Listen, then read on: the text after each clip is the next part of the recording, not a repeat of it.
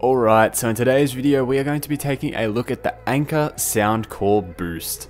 So first of all, let's just quickly start with the packaging. Of course, in this box here we have just some basic packaging. We have the Anker user's manual, or owner's manual I should say, which gives you some details to the speaker, its power ratings and sort of things like that. And then we also have this giant box at the back here that has all of the packaging for the USB cables and auxiliary cables, which I have already taken out of the enclosure. And then inside we have this nice foam here that's keeping the speaker really well protected in shipping. But anyway, here we are with the actual speaker itself, the Anker Soundcore Boost. First of all, let's just quickly talk build quality. Build quality is very strong on this speaker. I really like the build of it. It feels high quality. It has this nice mesh feeling grill on the front of it, a nice Anker logo right in the center, which I love. And we have this sort of grippy feeling rubber, which is great for holding when you're walking with it. It doesn't feel slippery at all, and it just feels really solid. On the bottom we have these little knobs that are the feet for it, which keep the bottom of it getting scratched. These do a really good job as well. When the speaker's cranked up, there's no vibrations on the table, which is really good, and I really like that about this speaker. We have the Soundcore Boost written on the bottom here, along with some basic specs and some certifications and things like that.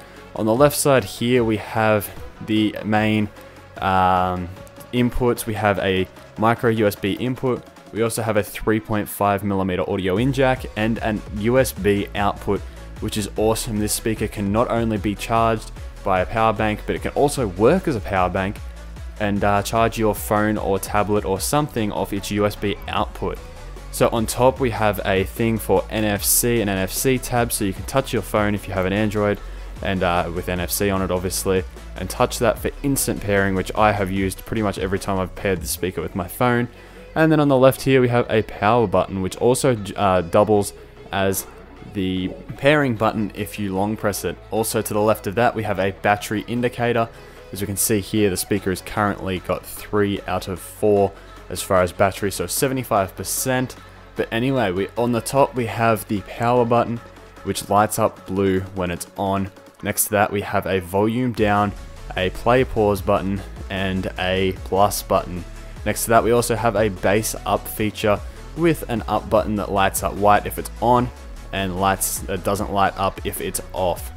So as well as that, this speaker has a built-in microphone as well for phone calls, which you can be answered using the play pause button. And I've had a phone call whilst been using this speaker, just walking down the park, and the overall audio quality was described as it sounds like just a normal phone. So nothing wrong with the audio quality as far as how it performs. It definitely just sounds like your everyday smartphone microphone. So as far as that goes, that's good. Now let's get onto the sound quality of this speaker. It's got great build quality, great features, awesome sounding audio through smartphones and calls. The audio quality of this speaker is awesome too. I do notice occasionally when you are listening to some, like, say, heavy metal / rock type music, occasionally lots of stuff happening can sort of get this speaker a bit confused, is the best way to describe it. Lots and lots of trebles and snares and guitar and things screaming occasionally gets to this sort of, I don't know, I can't really explain it, but it sort of loses clarity and it just can't really do that, which is, I guess, a bit of a downside. But the majority of people buying this speaker are probably listening to EDM anyway, so that is fine for that. As far as sound quality goes though, it's slightly lacking on the treble end, which is of course due to this grill. People have taken the grill off and I have had massive treble increases. So anyway, again, I would highly suggest you run an equalizer with just a slight treble boost. I always do when I'm listening to the speaker for the sound demo at the end of this video. I will not be doing that. I'll be running it flat, and I'll be running it flat with the bass up feature off and then the bass up feature on. But as far as that goes, the grill prevents a little bit of treble from coming out, but that's okay. The treble is still alright, but it could definitely do with a little bit of boost. But the bass is probably the best I've heard from a Bluetooth speaker of its size. Pretty easily comparing to, say, the Bose SoundLink Mini almost. It's very impressive. On the front we have 2 speakers that are approximately 1.5 to 2 inches. In the middle we have a passive radiator, and we also have another passive radiator on the back of the speaker, which I've been able to find out by putting this thing in a corner, and the amount of boominess you get when you put it in a corner is ridiculous. And I figured out that there was a passive radiator on the back also. So anyway, sound quality overall is pretty good. If you have the bass up feature off, it can sound very, very nice with a treble boost.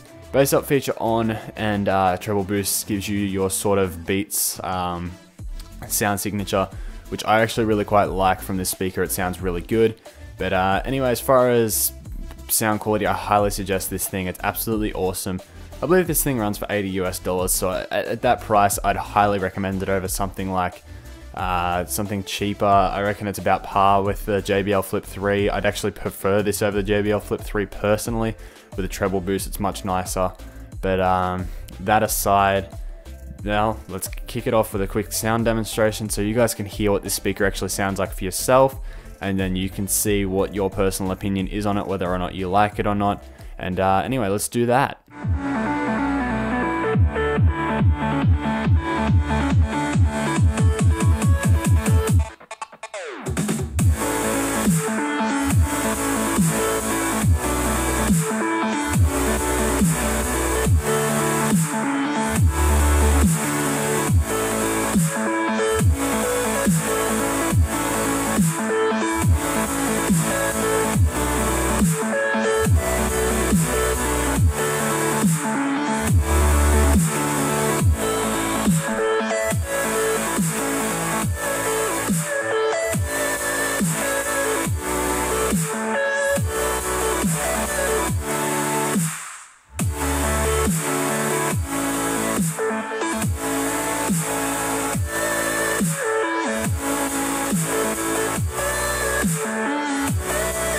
Alright, so there it is, my review of the Anker Soundcore Boost.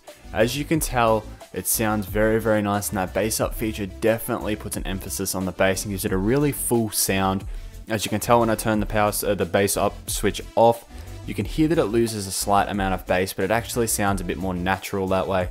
But anyway, there's my review of the speaker. If you guys have enjoyed this video and found it helpful, let me know in the comment section down below. Subscribe to my channel if you haven't already, and give me a like on the video for this review. With that being said, I'll catch you guys at the next video, and I hope you enjoyed.